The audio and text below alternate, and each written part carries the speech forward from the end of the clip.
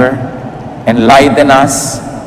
Ituwid mo kami, Panginoon, turuan, papagliwanagan ng isip, at patawarin mo kami sa aming mga kasalanan, sa mga kalikuan, mga kasamaan namin. Hugasan mo kami ng dugo ni Jesus, Panginoon. Cleanse us, and now enable us to see you, to hold your hand, to hear your voice. Be the speaker, Father. Use your servant only as your instrument, but you be the speaker. Bless us with your wisdom. In the name of Jesus, your Son, our Lord, our teacher and friend, we pray with thanksgiving. Amen. How to understand people? To understand people, first we must understand life itself. Because people live. And life is all about living. The business of life is to live, to exist, to survive, and if possible, to prevail. Yun po ang natural order of things. Genesis 1:1 to 12. In the beginning, God created the heavens and the earth. The earth was barren, with no form of life. God said, I command light to shine, and light started shining. God looked at the light, and saw that it was good. God said, I command the water under the sky to come together in one place, so there will be dry ground. And that's what happened. God named the dry ground land, and he named the water ocean. God looked at what he had done and saw that it was good. God said, I command the earth to produce all kinds of plants, including fruit trees and grain. And that's what happened. The earth produced all kinds of vegetation. God looked at what he had done, and it was good. Nang nilikha ng Diyos ang mundo, una niyang nilikha, unang nilagyan niya ng kaayusan, ang lupa at ang tubig, pinaghiwalay, at ang una niyang nilikha mga halaman. Plants, of course, would need space, light, and water. Kaya nauna na yung lupa, yung liwanag at tubig. From then on, plants would compete for space, light, and water. And that is amoral.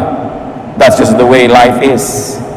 Walang masama, walang mabuti sa ginagawa ng mga halaman na pagpapaligsahan, pagpapataasan sa gubat para makakuha ng liwanag ng araw, pagpapalaliman ng ugat para makakuha ng mga yaman ng lupa, pagpapalawak ng mga sanga para walang tumubo sa ilalim niya, para wala siya kompetensya. Kung paano nagpapakatayog ang isang puno at ginangapangan naman siya ng baging, kinakapitan ng mga dapok para sila ay mabuhay, walang masama't mabuti. There is nothing moral or immoral about that. The issue of life is amoral. And we understand plants. Genesis 1:20 to 25, God said, I command the ocean to be full of living creatures, and I command birds to fly above the earth. So God made the giant sea monsters and all the living creatures that swim in the ocean. He also made every kind of bird. God looked at what he had done, and it was good. Then he gave the living creatures his blessing. He told the ocean creatures to live everywhere in the ocean, and the birds to live everywhere on earth. God said, I command the earth to give life to all kinds of tame animals, wild animals, and reptiles. And that's what happened. God made every one of them. Then he looked at what he had done, and it was good. So matapos ang mga halaman, binigyan ng Panginoon ng buhay ang mga nakatira sa tubig, ang mga lumilipad sa himpapawid, at ang mga hayop na naglalakad at gumagapang sa lupa. From then on, animals would be preoccupied with staying alive. They would compete for space, for food and drink, like plants. And that is amoral. That's just the way life is. So kung yung mga hayop man ay naglalaban-labanan, pinag-aagawan sila sa kakainin nilang damo, gumagawa sila ng paraan para mabuhay, we don't judge them as immoral. That's the way life is. They are supposed to stay alive. We understand animals. Genesis 1:26 to 31. God said, now we will make humans, and they will be like us. We will let them rule the fish, the birds, and all other living creatures. So God created humans to be like himself. He made men and women. God gave them his blessing and said, have a lot of children, fill the earth with people, and bring it under your control. Rule over the fish in the ocean, and birds in the sky, and every animal on the earth. I have provided all kinds of fruit and grain for you to eat, and I have given the green plants as food for everything else that breathes. This will be food for animals, both wild and tame, and for birds. God looked at what he had done. All of it was very good. Now, tao naman ang nilikha. At binigyan ng utos, magpakarami kayo. Dahil dadalawa pa lang sila nun. Konti pa lang sila. So magparami kayo. At kayo ang mamahala sa lahat ng nilikha. How do you understand humans? We have to understand that life on the planet is about the balance needed to sustain it. Ecological balance, many people call it. Kanya-kanyang lugar, kanya-kanyang pagkain, kanya-kanyang papel sa buhay. At dahil ang buhay ay buhay, life is about birth. Dapat maipanganak. Kasi hindi ka naman magsisimulang mabuhay kung hindi ka maipapanganak. Birth muna para magka-life, para tuloy ang buhay. Therefore, most of the preoccupation of life is about reproduction. How can you fill the earth if you don't reproduce? How can you dominate God's creation and rule over it if you are a few? So there's one basic truth, that life will mostly be about sex. And it is something that you have to understand from the beginning, or you will misunderstand it all your life. The cycles of life is about puberty, courtship, marriage, childbearing, and even the undesirable extramarital affairs, the attendant lust that goes with being naturally inclined to reproduce, and then all the troubles of being together that leads to divorce, and then remarriage to have a second chance at life again. All these are about reproducing so that you will have offspring, or having a partner so that you will have a better quality of life. And even doctors tell us that those who have partners are healthier and they live longer and they respond better to medication. So life is about staying alive and staying well. Dikta yan ng kalikasan, hinihingi ng buhay. Genesis 1:27 to 28. So God created humans to be like Himself. He made men and women. So He gave them His blessing and said, have a lot of children, fill the earth with people, and bring it under control. Reproduction was life's natural command. Hindi dapat maubos ang tao pag nalagot ang mga saling lahi. Paano pa magkakatao uli? Pero dapat nating unawain na yung utos na yun dahil konti pa yung tao. Pag siyempre sumobra na, survival would require population management. The law of the jungle takes care of that among animals. Pag sobrang dumadami yung palaka, kinakain sila ng mga ahas, mauubos sila uli. Pag sobrang kumonti ang mga ahas, dadami yung palaka. Pagka naubos yung mga palaka, dadami yung lamok. Dapat may balance. Pero sa mga tao, how do you manage that? Of course, responsible parenthood dahil sa kabihasnan. Hindi naman tayo nagkakainan dahil ang dami na nila, ubusin natin, ang dami na nila, patayin natin. It's not like that.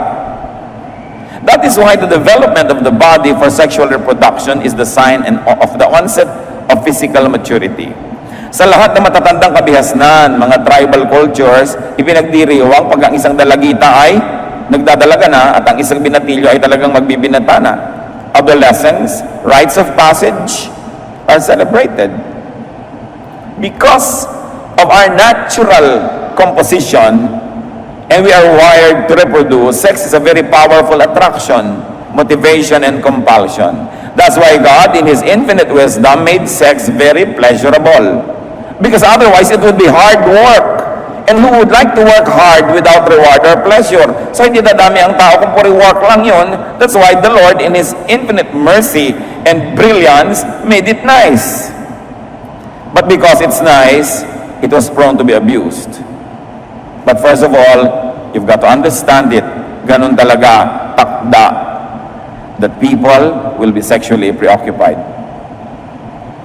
That is why reproduction, together with real estate, is a major theme in the history of the Israelites. Pag binasa niyo ang Old Testament, dalawa lang ang theme niyan. Pagpaparamihan, panganganak, kahit sa anong paraan, at pagkuha ng mga lupain, pagde-defend dito at pagsakop sa iba pa mga lupain at paglalagay ng mga bakod at muhon at mga tanda. Yan ang preoccupation ng Old Testament because Israel was preoccupied with survival. So they always had to be concerned about population growth and real estate management because they were always threatened with decimation. Parang lagi na lang silang mauubos, kaya pati kakainin nila, sobrang ang daming bawal, safe na safe dapat, ang daming tradisyon to keep the population alive, at least until the Messiah was born. Kaya merong mission yung mga Israelites to keep themselves alive. Kaya giyera dito, giyera doon, diet dito, diet doon, at anak dito at anak doon. You will notice that even Jewish morality bended with demographic needs. Ang kanilang sense of right and wrong was shaped by their need to have children. That's why it was all right for the men to have multiple wives. Kasi giyera sila ng giyera, mamamatay yung mga kalalakihan, uuwi ngayon ng konting lalaki, ang daming babaeng balo. Anong gagawin mo doon? Sino magpapakain sa kanila? Paano sila magkakaanak? So kailangan anakan sila ngayon ng mga natirang kalalakihan. Kaya ang dami nagiging asawa ng mga lalaki nung araw because they were very, very preoccupied with continuing the line. Kaya maraming teaching talaga sa Bible, kung tutuusin mo lalo sa Old Testament, ang sinasabi lang, sayang ang sperm. Bawal ang sexual activities na nag-aaksaya nito. Pag binasa niyo ang Bible, kaya maraming mga sexual questions tungkol dyan. Bakit namatay si ganon? Bakit napagalitan yun? Kasi nag-aaksaya sila. In the Old Testament, it was the glorified virtue for women to bear children. Kaya parang isinumpa ka kung babae kang hindi magkaanak. As many as possible dapat ang anak. And it was the virtue of men to sire children with only lip service to faithfulness to a wife or to many wives. Napagalitan ba si Solomon na maraming asawa, si David na maraming asawa, si Jacob? Lahat sila. Bakit ganun nung araw? Because they only wanted to be many. Yun ang takda, kailangan mag-survive. And it was considered a blessing to have many children. Siyempre, noon yun, nung maluwag pa yung planeta. Pag wala ka nang maipakain, maitustos, hindi na blessing yun. Dapat nang i-manage. But what's the point here, brothers and sisters? Understand. Living beings, plants, animals, the birds and the bees will be sexually obsessed. You have to understand that. You have to begin with that fact so that you will have a grasp of the real situation of people. Pati mga bulaklak, kung nanonood kayo ng mga palabas sa TV tungkol sa biology, mga halaman, flowers, pollination are all about sexual reproduction. The flower of a plant is nothing but its sexual organ. At anong ginagawa ng mga halaman sa kanilang bulaklak? Kinukulayan, pinapabanguhan, nilalagyan ng mga dekorasyon para maakit nila ang mga bubuyog at sila'y puntahan so that there will be pollination or cross-pollination. Whenever you see a flower or a bee, you're seeing sex. And there's nothing immoral about it. Itinakda yan na dapat magkaganon. Ano ngayon ang kinalaman natin dyan? Understand that people will be sexually obsessed. Huwag itong pagtakhan. Hindi ko sinasabing tolerate or encourage, but at least understand it. And people will commit mistakes because of their sexual obsession. People are wired for sex. Sobrang denial pagka yan itinanggi ng sinuman. Now, understanding and appreciating this natural reality, might a jealous or a betrayed spouse, a sexual abuse victim, or a conservative person understand and forgive those that offend them? Kaya bang unawain ng isang ginang ang kanyang husband na hindi napigil ang sarili at nagkasala? O ng isang ginang na hindi napigil ang sarili, siya yung nagkasala? Kaya ba siyang unawain ng kanyang asawang lalaki? Kaya bang unawain ng isang taong naabuso sexually na yung nang abuse kasi sa akin was sexually obsessed? At kung ano man ang nangyayari sa kanyang buhay noong oras na yun, anong iniisip niya, anong chemical composition ng kanyang blood, ano yung psychological need niya, ano ang nagbunsod sa kanya para gawin ito? Yung mga conservative na no-offense sa mga hindi conservative, kaya nyo bang maunawa na yung mga iba talagang sexually preoccupied kaya halos maghubad na paglalakad sa kalye to be attractive? Hindi ko sinasabing i-tolerate o kaya encourage. Ang sinasabi lang natin, unawain man lang kung saan nagmumula ang mga tao dahil ginagawa nila ang mga ginagawa nila. At itong pag-iisip na ito para sa offended, ha? Hindi para sa offender. Dapat ang nag-iisip ng pangunawa yung na-offend. Hindi yung nakaka-offend ang nagsasabing, unawain mo ako. No. Pero yung ikaw yung na-offend, ikaw yung nagagalit, ikaw yung nagdaramdam, dapat ka umunawa. Una, para makalaya ka. Kasi kung hindi mo inuunawa, magagalit ka, mamumuhi ka, lugi ka rin. Hindi ka makakapagpatawad. Pag hindi mo inunawa, halimbawa ang spouse mo na minsan nagkamali dahil nagdarang, nag-init, nagsiklab, sumabog, maghihiwalay na kayo forever? Itatapon mo na lahat ng pinagsamahan nyo dahil sa isa niyang pagkakamali. Remember, ang kausap ko dito ay yung magpapatawad dahil hindi nagkakamali, dahil hindi ito dapat gawing excuse para patuloy kang magkamali. Pero ikaw, na pwede kang magpatawad, hindi mo ba isipin yan? Ang unang paraan po, nung wala pa mga kabihasnan, was the law of the jungle. Base animalistic nature. Kaya nagkaroon ng civilization.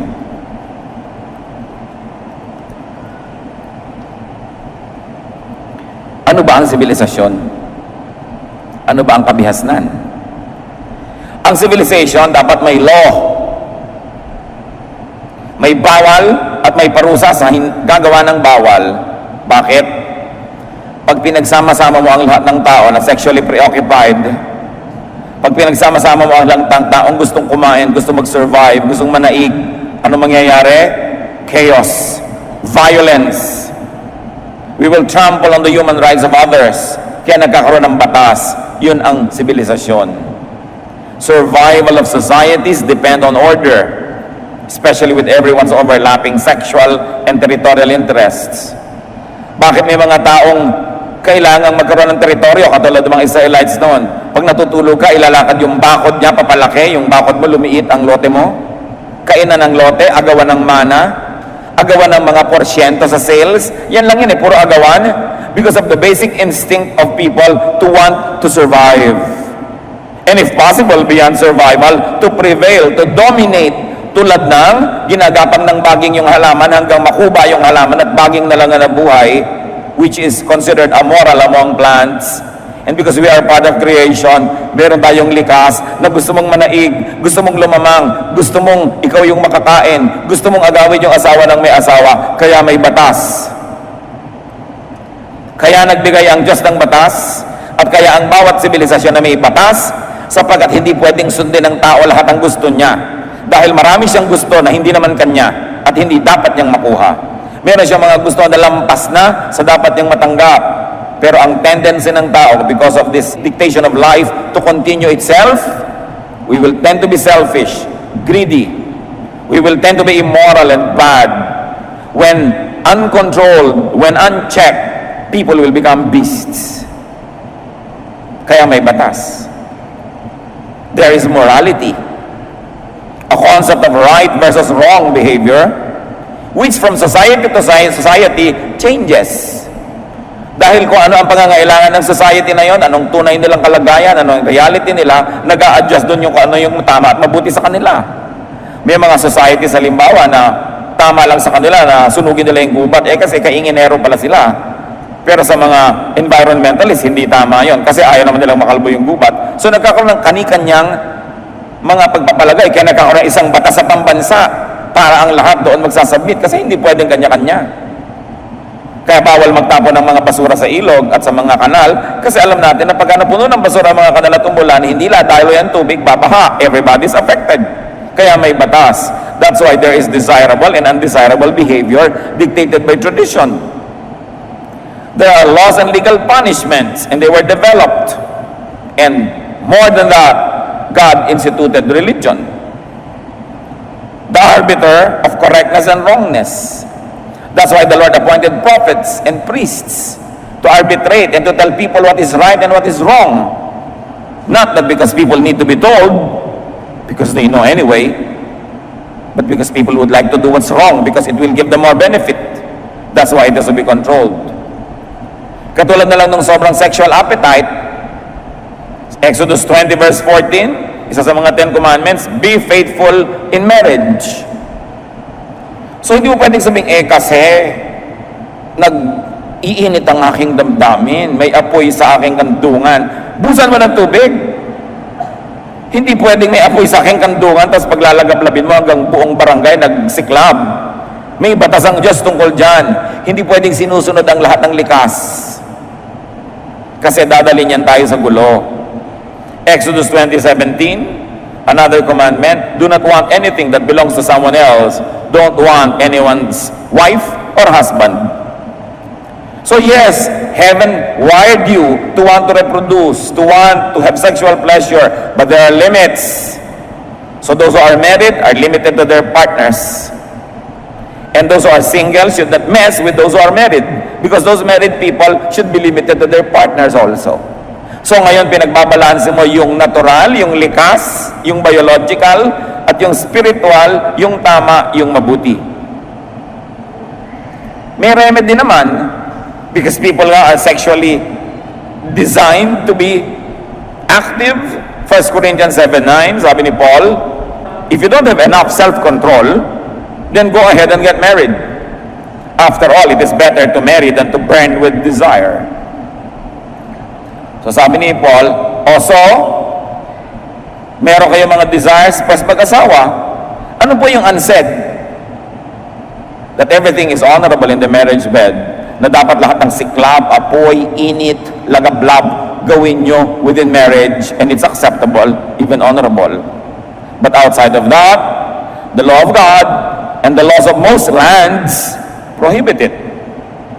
So marriage, yung ginawa sa Bible na solution sa gulo. Meron kang pagdadalhan ng mga natural mong mga nararamdaman, pero may tamang lugar doon at tamang panahon, and outside of that is not acceptable.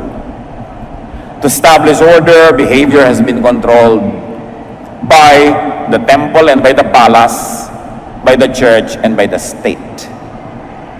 Kaya may mga bawal na legal at bawal din na moral, and usually governments and churches agree on what is wrong and what is right for a certain culture or a certain country. Traditions and social punishments were glorified. Kasi magulo pag walang ganon. At bakit nagalit ang Diyos sa Malakay 2:14? And why isn't God pleased? It is because He knows that each of you men has been unfaithful to the wife you married when you were young. You promised that she should be your partner, but now you have broken that promise. Ito yung sumbat ng Diyos sa mga kalalakihang nagtataksil sa kanilang asawa.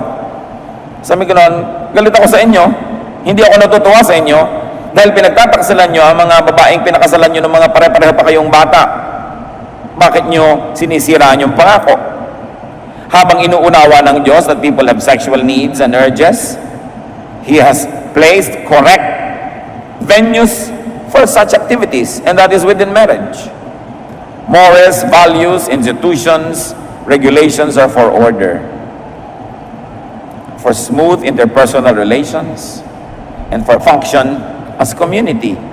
Hindi ka naman nabubuhay para sa sarili. We all share time and space, so there are rules that govern our behavior. Dahil sa selfishness ng tao, kinailangan ng batas at kinailangan ng parusa. Saan man na matinong lipunan, saan man na matinong kumpanya, saan man na matinong pamayanan o pamilya, pinaparusahan ang mali. Pag hindi mo pinarusahan ang mali, lahat na magkakaroon ng lakas ng loob na gumawa ng mali at magkakawatak-watak, magkakagulo-gulo ang lahat. Regulations are for survival of groups and individuals. Napaka-importante. So understand, in order to survive, thrive, and dominate, some persons could be selfish or selfless. Magkaiba yan, selfish or selfless, pero pareho lang yan, at the end of the day, the person satisfied himself.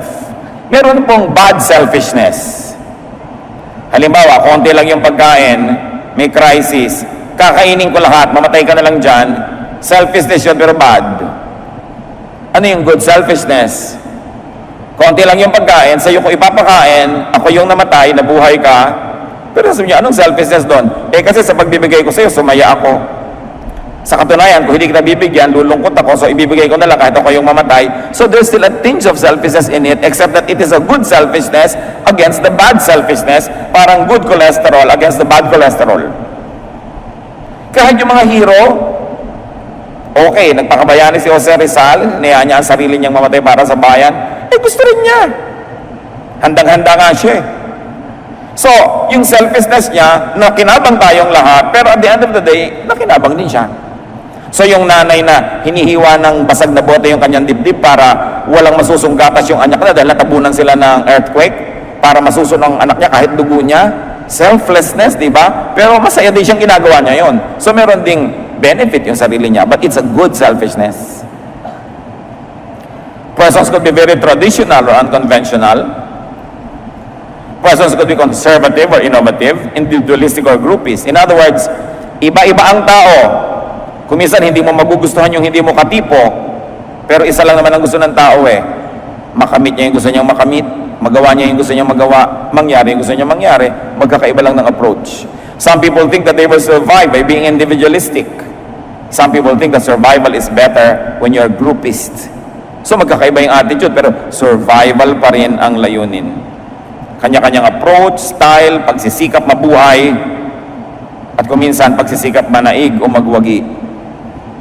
Sa contest, magagalit ka ba dun sa nanalo ng first prize? Samantalang pwede rin naman na ikaw yung nanalo, kaya lang hindi ikaw yung nanalo. So there's nothing immoral about winning because you all join it, except that some win and some don't. So hindi ka dapat nagagalit dun sa nanalo. Ganon talaga, siya yung nanalo. Understand people kahit ikaw ang casualty. Iba-iba ang pinanggagalingan, pero isa lang ang pinupuntahan, survival or dominance. Understand others. Understand the un-you. Yung hindi ikaw, yung kabaligtaran mo, unawain mo. Understand your opposite. Understand even the competitor. Meron nga ako isang kausap, sabi ko, pambihira naman yung isang chain of companies. Puro sila na lang, lahat na lang sila. Ang dami-dami na nilang brand, sila na lang sila. Sabi naman itong isa, kasi magaling lang sila. Kung hindi naman sila magaling, yung ibang brand ang dadami ng dadami. Ganun lang talaga. Ganun ang buhay. Ba't ka naman nagnenegosyo para kumonti ang branches mo? Di ba? Gusto mong damihan? At kung kaya mong damihan at magagawa mo, dadamihan mo naman talaga. Yung iba hindi lang dumadami dahil hindi nila magawa. So, ganun talaga yung buhay. So, uunawain mo. Understand even favoritism. O hindi kayo paborito ng nanay nyo, siguro hindi kayong kamukha. O hindi kayo yung kamukha yung ugali, ang paborito yung kapatid nyo. Why? Bakit may favoritism? We tend to like people who are like us. Why? By seeing ourselves in others, we see strength in numbers, strength in companionship, so we like them. We don't like people who are not like us. Why? Because they contradict what we want. Ganun lang yon. So pwede mong maunawa yung iba ang pananaw, iba ang ugali, kasi iba sila Tapos sasabihin mo, pambihira naman, inunahan ako ng babaeng yun sa silya. Naunahan ka lang, pero hindi ba possible naman na ikaw yung mauna? Ganun talaga yung buhay. You've got to understand even deception. For survival, sometimes for victory. Hindi ko sinasabing tolerate or encourage, but you've got to understand it. Yun nga Venus flytrap. Kala mo inosenteng halaman, yung pala dinideceive niya yung mga insekto. Pag uminom sila doon sa akala nila yung tubig, asido pala, madadigest sila. Yung may mga halaman na nagkukondirect, bulaklak, pag may dumapong insekto, bigla nila lululunin. Nakikita niyo sa TV. Nature is full of it. Why? Because things have to eat. Ngayon, kung ikaw yung nakain, sorry ka na lang.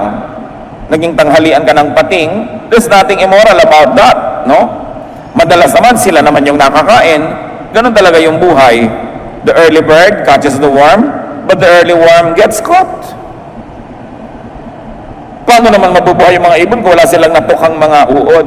Sorry mo na lang kung ikaw yung uod today. Ngayon, nabubuhay, ilang bilyong alamang na ang nakain ninyo?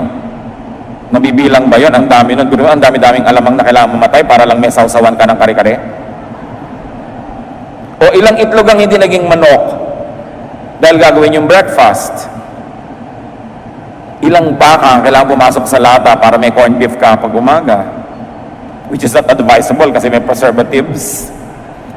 Pero ilang manok na ang naputi ang buhay dahil kailangan mo ng barbecue? Di ba ganun talaga? Siyempre, yung manok, pag hinahabol mo sa probinsya, hinahabol na lang yung manok kasi gusto nilang kainin. Siyempre, yung manok, lipad ng lipad. Magagalit ka ba dahil gusto niyang mabuhay? Pero magagalit ba yung manok dahil gusto naman ng taong may kainin bukas? Yun yung buhay.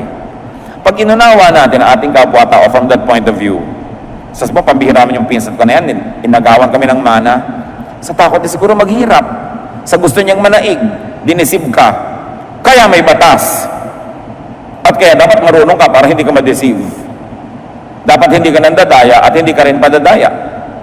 Because life forms must live. And often it is at the expense of other life forms. Sabi nga ng isang tao sa isang pelikula, the living eat the dead. The only reason why you are living now is because of so many creatures who died because you wanted to eat them. Agawan.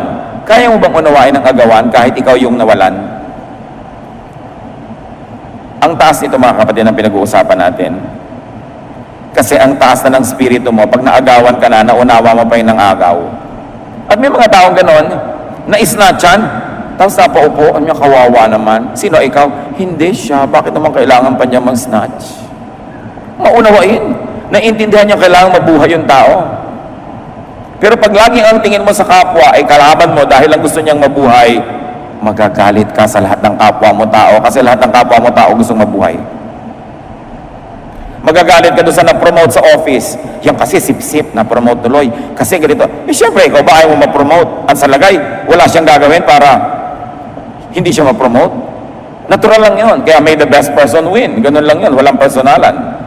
Now, use this to understand, not to seek to be understood.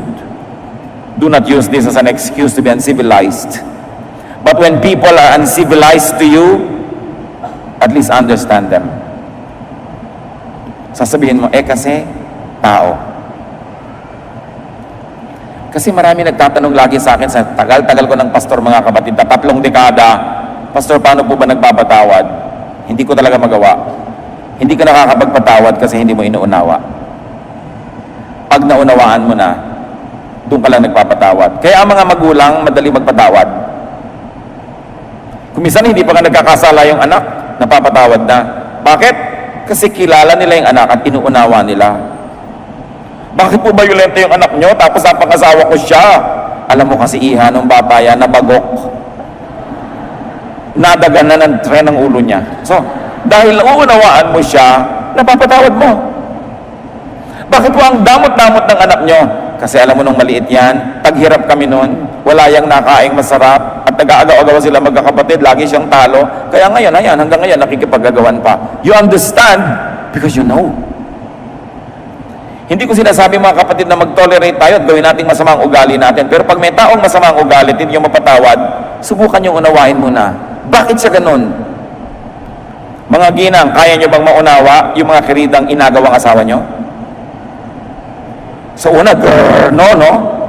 Pero pag naisip mong, sexually abuse pala yun nung maliit, wala palang nagmahal sa kanya. Kaya nung makita niya ang asawa mo, sabi niya, mahalin mo ako para sa lahat ng hindi nagmahal sa akin. So baka pwede niya nang simulang maunawa, ano?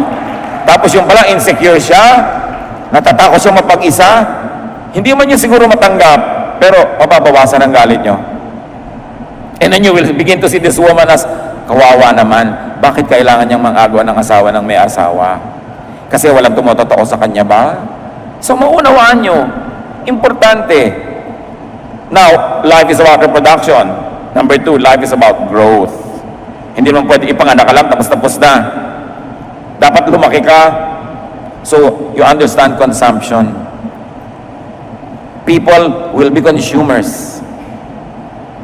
Sa Bible nga, nung taghirap, nagkaroon ng famine, may mga nanay na iniluto ang kanilang mga anak.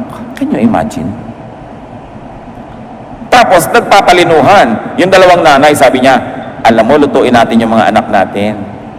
Sabi naman ng isa, sige, yung anak mo muna. Pumayag naman tong isa.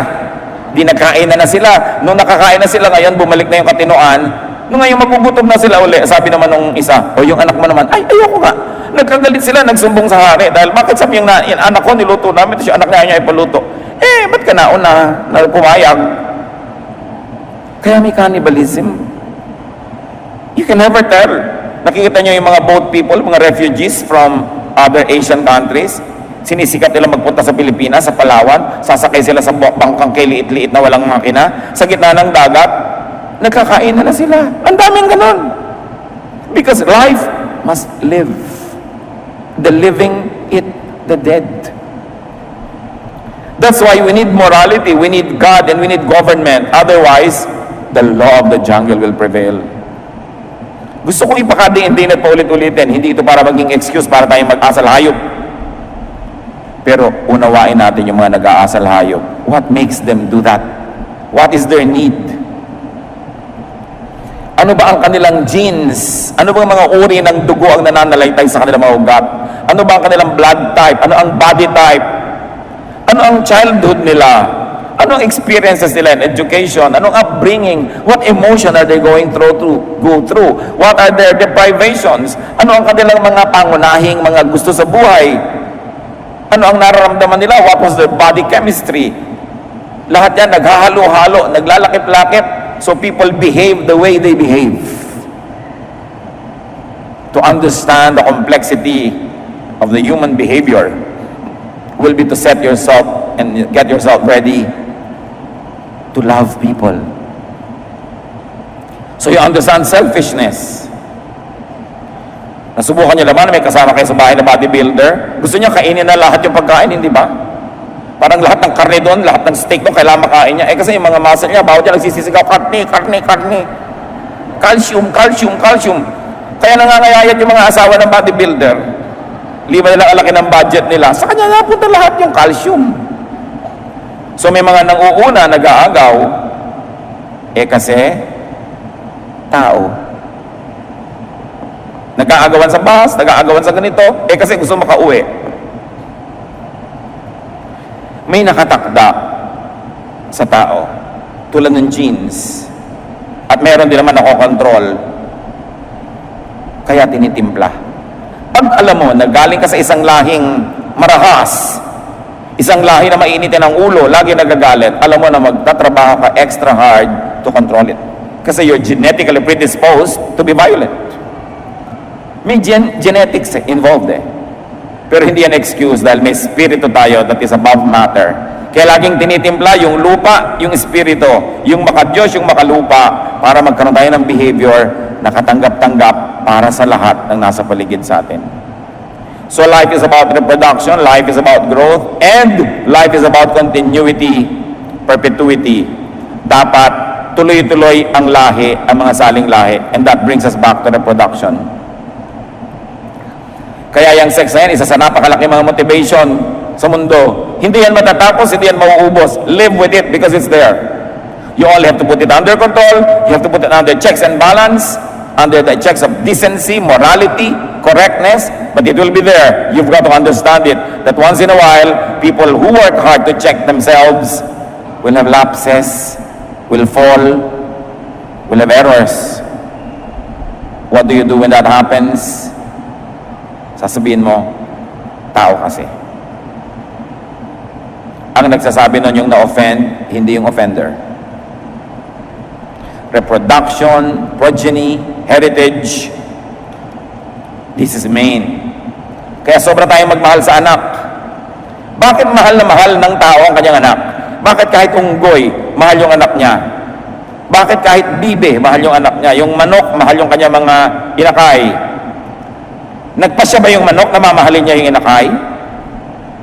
Nagpasya ba yung bulate na mamahalin niya yung kanyang anak? Nagpasya ba yung mga pagong na poprotect nila yung kanilang mga itlog, tatapunan nila ng mga buhangin? No, nakatakda, inilagay doon ng Diyos. Mamahalin mo ang iyong anak. Bakit? Through your anak, mabubuhay ka forever in the sense that your genes will flow from generation to generation. There will be perpetuity. There will be eternity. Kaya likas ang pagmamahal sa anak. Napaka-abnormal na hindi mo mahal ang anak mo. Ngayon, mahal mong anak mo, gusto mo siya maging first honor. Mahal din ng kumare mo yung anak niya, gusto niya maging first honor. Naglalabanan kayo ngayon. There is nothing immoral about it. May the better person win. Walang personalan, kung yung anak niya naging first honor, naggalit na kayo forever dahil natalo yung anak mo. Ganun talaga. Natural lang sa kanila, gusto nila siyempre manalo, alam nga namang hindi. So, importante mga kapatid, unawain ang kapwa. But above the genes, above body chemistry and electricity, is the Spirit of God that should prevail. Dahil may inilagay ang Diyos sa tao na wala sa mga hayop, ang kanyang espiritu. So hindi mo excuse yan para maging asal hayop. Kasi hindi ka lang lupa, ikaw din ay espiritu. Because God breathed His Spirit into dust and humans were formed. Pag nagkakaroon tayo ng pagtatalo, magpapakahayop ba ako, magpapakatao, kailangan ba bang pag-isipan yun? May choice tayo. Piliin natin magpakatao. Magpapakahamak ba ako, magpapakadakila? Piliin natin maging dakila. Isusuko ko ba ang lahat ng katwiran, lahat ng tama, para lang mapagbigyan ko yung gusto kong ako makakain ng gusto kong kainin, ako manalo ng gusto kong mapanalunan, o magawa ko lahat ng mga sexual desire ko kahit kanino? Piliin natin na pigilin ang sarili. Dahil bunga ng espiritu ang pagpipigil sa sarili. Ang mga hayop hindi nagpipigil sa sarili. Ang mga aso nagsisex kahit sa plaza, kahit sa elevator o escalator. Pero hindi tayo hayop. Tao tayo. Dapat tayo ay pinamamahalaan ng decency, morality, nobility of character, because we should not offend the Spirit of God that resides in our bodies. Yun ang batas sa sarili. Ang batas mo sa iba, to understand, to forgive, and to love even those that offend and victimize us. To do that, we need to understand life, the composition, needs, and the point of view of the other person. You've got to look at life from the point of view of your opponent, from the point of view of your competitor. Again, we should never use these principles as excuses for our lack of civility and consideration. But we could use this to help us understand others. Especially if that other is your husband or parent or child or brother or sister or friend or neighbor. We could only use them to understand others. We could only use them to comfort ourselves and others, and to warn us against our own untamed animalism. Pag inaarala natin ang lahat na ito para lang paalalahanan ang sarili natin na pag hindi natin sinupil ang ating sarili, magiging mga asal hayop tayo. So sinusupil mo yung sarili. May buffet, nauna ka doon sa pila, magpakatao ka, huwag mong kunin lahat. Kailangan may matira sa iba. Kung minsan buffet pa lang, bagsak na para na tayong mga beasts. Para ka mauubusan. Alam niyo yung mga nauuna sa buffet, yung first 10 people, you've got to be very fast. Huwag niyong kunin lahat, bumalik na lang kayo. Kasi ang tagal maghintay pag hindi kayo yung kumukuha. Tapos ito, ano nga ba gusto ko dito? Ay, ito nga ba? Ayun nga ba? Gusto ba nang itulak ang tagal-tagal? Nararamdaman niyo ba yan sa buffet? Ang arte-arte nung kumukuha, ganyan-ganyan pa, konti-konti, hindi lang isang sandok na malaki agad. We have to be considerate of others who are hungry. Alam niyo naman tao, pag nagugutom, nagiging hayop. Pag nabusog na ulit, bumabalik yung pagkatao. You see, body chemistry.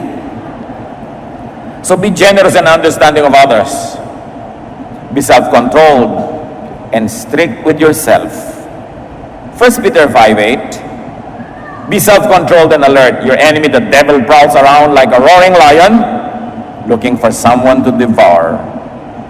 So understand your competitor, your opponent, your assailant, your aggressor, your offender.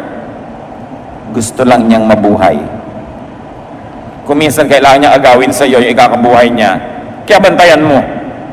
O pagbigay ka na ng kusa para hindi ka na kailangang agawan. 1 Peter 4:8. Most important of all, you must sincerely love each other, because love wipes away many sins. Bakit nabubura ng pag-ibig ang mga maraming kasalanan ng iba? Kasi nauunawa mo, pagmahal mo. Nagpapatawad ka, at ganoon ang pagpapatawad ng Diyos. Bakit tayo pinapatawad ng Diyos? Kasi naunawaan niya tayo. Psalm 103:13-14. Just as parents are kind to their children, The Lord is kind to all who worship Him because He knows we are made of dust. Alam ng Diyos, may component tayo na lupa lang. He wants us to be excellent, to be nearly perfect, but He knows that we are made of dust. If He knows that and understands us and forgives us, would you like to know that about the other person next to you so that you could also understand and forgive and possibly even love? God and parents forgive, accept, and love because they know, they understand. Shall we try to understand others? Shall we try to perhaps forgive and hopefully even love? Panginoong Diyos, salamat dahil maraming mga katuruan sa Biblia na pwede namin panghawakan. At pwede namin lampasan yung aming human nature because we have a spiritual nature. We can control ourselves and be civil and kind because there's the Spirit of you in us. And we can forgive and understand others because you are forgiving and understanding to us.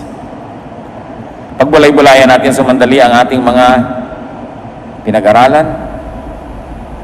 At nais ko ngayon kayong hamunin, isipin nyo yung mga taong hindi nyo maunawaan, nagagalit kayo, nainis kayo, natalo kayo, naagawad kayo, nadaya kayo, nasaktan kayo. Think of them also as victims.